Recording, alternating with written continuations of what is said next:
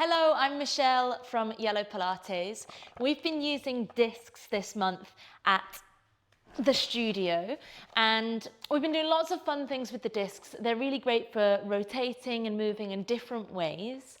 But one fun thing that we've done is we've had the disc on top of the head and we've been moving forward and back off the pelvis, thinking about trying to keep the disc where it is and just isolate the lower back. So you're trying to just round the lower part of the spine without the upper part of the spine getting too involved and then coming back up.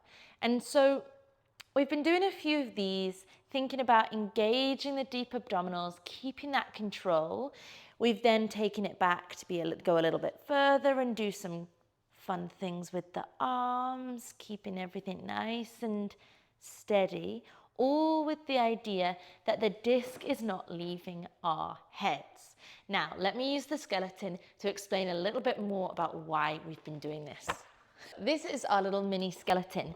And if you look at the spine, your spine's made up of three different parts: the lower part, the middle part, and the upper part. And it's really quite difficult to isolate this lower part of the spine without the rest of the spine getting involved.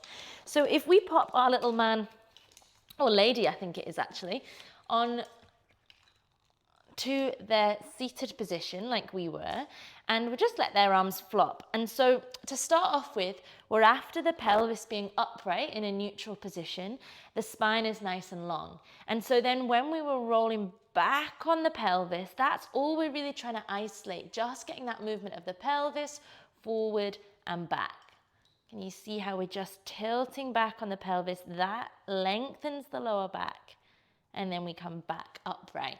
And so we've been doing that a few times, and then if we were to take it a little bit further, we're then letting this lower part of the spine come down, but we're trying not to lead with the head, which is a common kind of easy thing to do. That, and we leave the lower back and the pelvis where it is.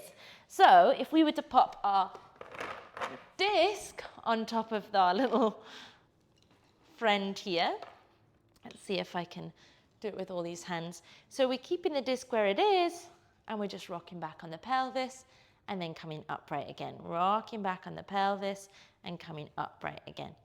And so you can see how this upper part of the spine is not getting involved because we've got to keep the disc here. Whereas if we lead with this part, it's also really good if you've got quite a forward head placement, because it'll help you notice whether that's happening, and the disc will just start to fall around just like that. And I'm sure that has happened. Well, I know that's happened to us all lots over the last few weeks, but that's a little explanation as to why we've been putting discs on our heads.